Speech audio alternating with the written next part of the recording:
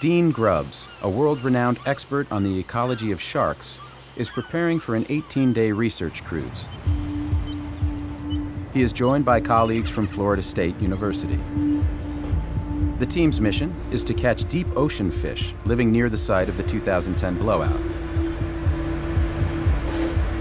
Their goal is to create a baseline of information, as well as to discover the long-term impact on fish living in areas covered with deep-water horizon oil. When everyone realized that the spill occurred at about 5,000 feet deep, the first question folks started asking was, what lives down there? What organisms, what communities are actually being affected by this oil right now? So I updated the schedule. Dean Grubbs and the vessel's captain go over the itinerary. So that should get us in before midnight. Sound good? Yes, sir. All right. 12 hours later, they reach their first research site. So we're getting ready to bait up.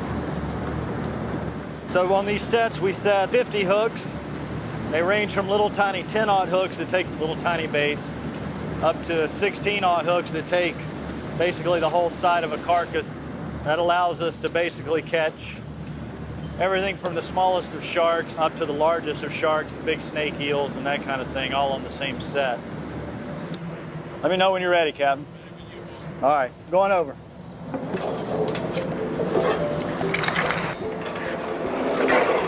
So we're putting out our largest hooks first. These will be the last ones that we bring in. They're the ones that tend to catch the really big sharks, the 14-foot tiger sharks and 17-foot six-gill sharks and things like that. I think I got it. The team puts out a series of baited hooks. All clear. About 2 hours later, We ready? they're ready to pull in the lines. Fish on. Whenever we get a fish on, we'll ID the fish. It'll get a specimen number. From there, if it's a shark, then it'll get a temperature taken and blood sampled by Bianca for stress physiology work. And then it'll get measured and weighed. 96. And John will take liver and bile. Those are all the samples that will go for the toxicology work. It's a pretty streamlined process. The ironic thing is we actually tried to get funding to do this exact kind of work to get baseline data in preparation for a spill 3 years prior to the spill. There was no interest. And so we were behind the curve when the spill happened. No one knew what the effects may be or what animals may be affected. And so that's why we actually sample all the way from just a few miles from the spill up to almost 300 miles away from the spill. Despite the hour, the team continues to set lines, El Cha. haul in fish, and collect baseline data and toxicology samples. They will work through the night and into the morning. For oceanographers, these marathon sessions are often a time for reflection. When I was about 7 years old, I actually caught a little Atlantic sharp-nosed shark, and I told my parents I was going to be a marine biologist. I went through stages where I wanted to be a pro football player and a rock star, but eventually I came back to being a marine biologist, and so that's the career path I chose.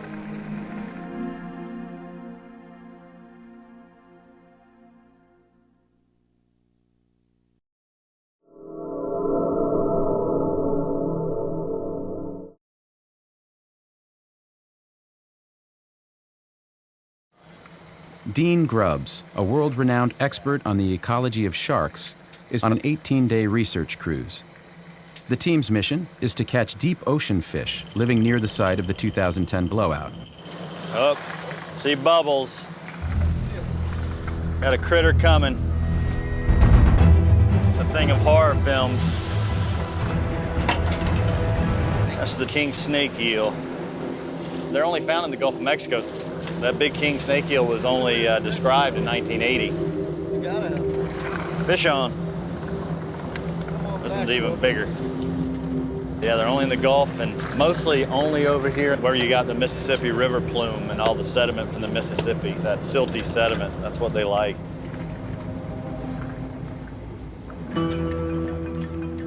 This is Dean Grubbs' 15th cruise since the spill. Seagrass, 11 knot. The information he and his team gather is critical to discovering the long-term impact of oil on the health of deep ocean animals. John Whalen is a PhD student at the University of North Florida.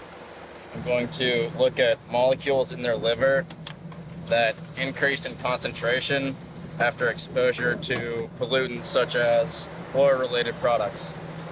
Bianca Prohaska is a PhD candidate studying biology at Florida State University. I take the whole blood and I spin it down in this centrifuge, and then I'm able to get the plasma, which separates from the red blood cells. And that's what I'm gonna look at and see what reproductive condition fish are in. And when all of the samples have been worked up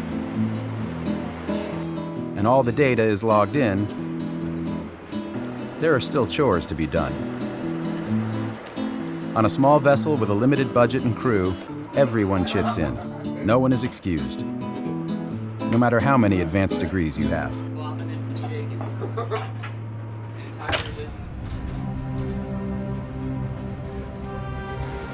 After going nearly 24 hours nonstop, some team members try to catch a few winks of sleep.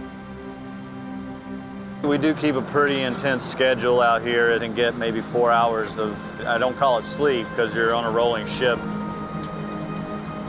For folks that aren't used to it, it can be pretty rough on them their very first trip, but your body gets used to it. What happens next will really test the team's endurance and strength.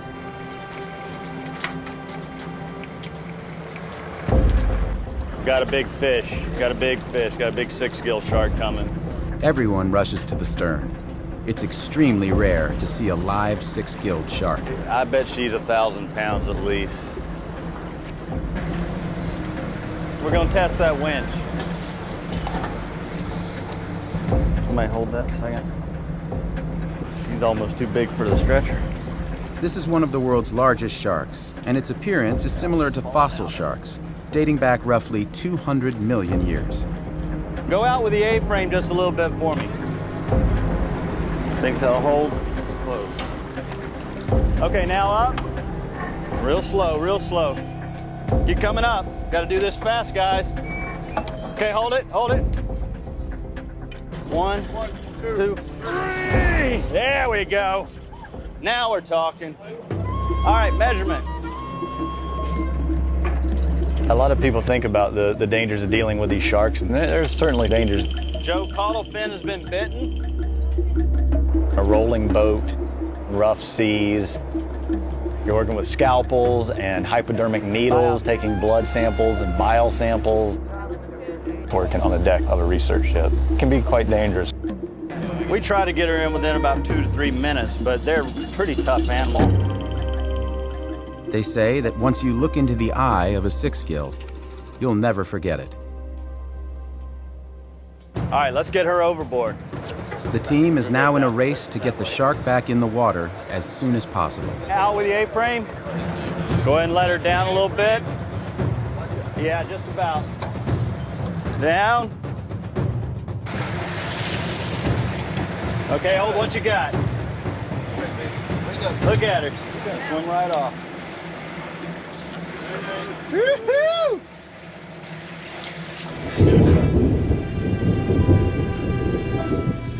For the next 18 days, Dean Grubbs and his crew of scientists will endure harsh weather conditions,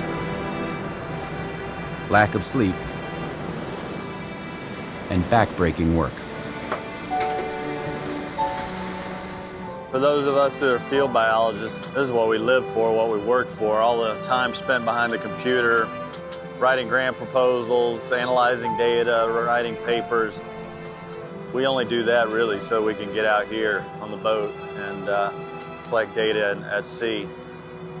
I think to a normal person, they think we're crazy wanting to come out here and stay up for hours on end on a rolling ship. but this is like space exploration to fish biologists, being able to do work in the deep sea like this and see potentially new species to science, and a lot of different species that very few people have ever seen. After years of gathering information about deep ocean fish, Dean Grubbs is cautiously optimistic. This has become the largest survey of deep water sharks ever conducted. What we've seen is that the toxicological effects of the oil actually kept ramping up for 2.5 or 3 years after the spill, and then started coming back down. I'm cautiously optimistic that the effects of the spill were relatively short-lived and moderate, but these animals grow so slowly, they reproduce slowly, so it takes a long time for these effects to work their way up the food chain to these really slow-growing animals, and I think it'll take at least 10 years before we're able to see if they're recovering.